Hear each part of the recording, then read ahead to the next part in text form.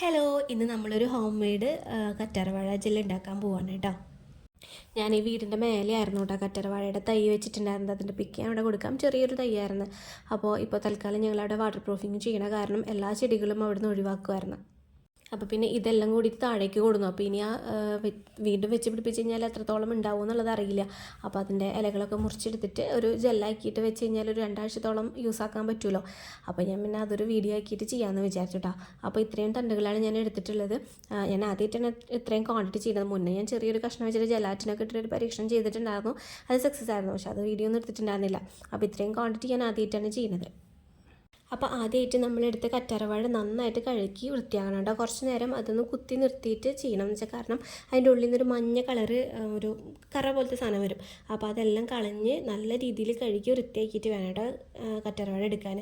പിന്നെ അതിൻ്റെ 2 സൈഡിൽ നമുക്കൊരു മുള്ള് പോലത്തെ സാധനമില്ലേ, അത് നമ്മൾ കട്ട് ചെയ്ത് മാറ്റണം കേട്ടോ. അപ്പം ഞാനൊരു പാത്രത്തിൽ വെള്ളം എടുത്തിട്ട് അതിലോട്ടാണ് കേട്ടോ കട്ട് ചെയ്ത് മാറ്റിയത്. 2 സൈഡിലത്തെ മുള്ളുകൾ കളഞ്ഞ് പിന്നെ ഇങ്ങനെ പീസാക്കിയിട്ട് ഇട്ട് നന്നായിട്ട് കഴുകി വൃത്തിയാക്കിയിട്ട് എടുത്തിട്ടുണ്ടായിരുന്നു. പിന്നെ ഇതൊരു 2-3 വട്ടം കഴുകണം കേട്ടോ. എന്നാലാണ് അതിലത്തെ കറകൾ ഇപ്പോൾ നമ്മൾ കട്ട് ചെയ്താൽ തന്നെ ആ മഞ്ഞക്കറ വീണ്ടും വരാൻ സാധ്യതയുണ്ട്. അപ്പോൾ 2-3 വട്ടം കഴുകി വൃത്തിയാക്കിയിട്ട് എടുക്കണം. നമ്മൾ ഫേസിലൊക്കെ അപ്ലൈ ചെയ്യണതല്ലേ, അപ്പോൾ ചെറിയൊരു ഇറിറ്റേഷനൊക്കെ വരാൻ സാധ്യതയുണ്ട്. അപ്പോൾ അതിന് വേണ്ടിയിട്ടാണ് നമ്മൾ നന്നായിട്ട് കഴുകി വൃത്തിയാക്കുന്നത്. ഇത് ഇത്തിരി സമയം എടുത്തിട്ടാണ് കേട്ടോ ചെയ്തത്. കാരണം ഞാൻ ആ സമയത്ത് നമ്മുടെ മുറ സിനിമ ഉണ്ടല്ലോ, അത് കണ്ടുകൊണ്ടിരിക്കുകയായിരുന്നു. അപ്പോൾ അതിൽ ചില ഭാഗങ്ങളൊക്കെ വരുമ്പോൾ സിനിമയിലേക്ക് തന്നെ നോക്കിയിരുന്നിട്ട് കുറച്ചധികം സമയം എനിക്ക് അങ്ങനെ പോയി. നല്ല ഫിലിമായിരുന്നു കേട്ടോ. കുറച്ച് വയലൻസൊക്കെ ഉണ്ടെങ്കിലും കണ്ടിരിക്കാൻ പറ്റുന്നൊരു ഫിലിമായിരുന്നു.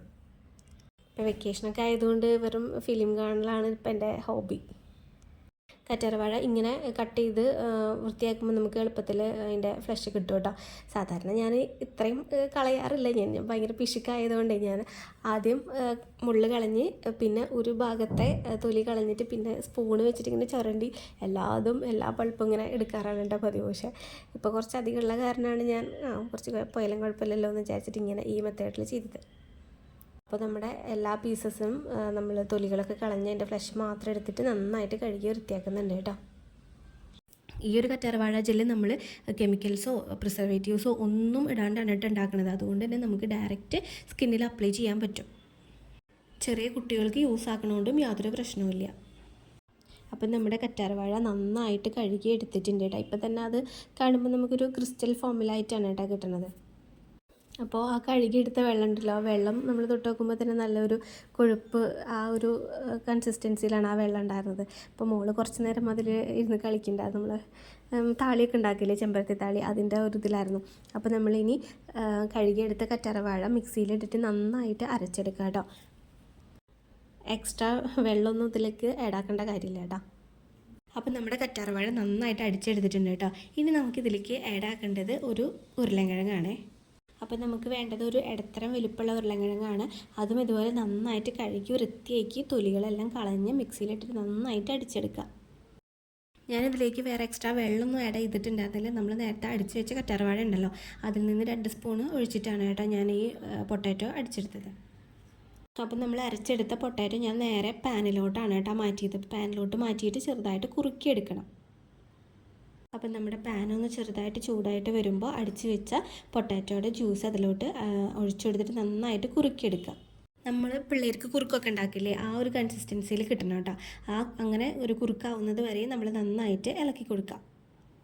എന്നിട്ട് അത് കുറുകി വരുന്ന സമയത്ത് കട്ടകളൊക്കെ എന്തെങ്കിലും ഉണ്ടെങ്കിൽ അത് ഉടച്ചു കൊടുക്കുക, അല്ലെങ്കിൽ മാറ്റി കൊടുക്കുക കേട്ടോ. അപ്പോൾ നന്നായിട്ട് കുറുകി വരുമ്പോൾ നമ്മൾ അടിച്ച് വെച്ച കറ്റാർവാഴ ഉണ്ടല്ലോ, അത് കുറേശ്ശെ ആയിട്ട് ഇതിലോട്ട് ഒഴിച്ചിട്ട് മിക്സ് ചെയ്ത് കൊടുക്കണം കേട്ടോ.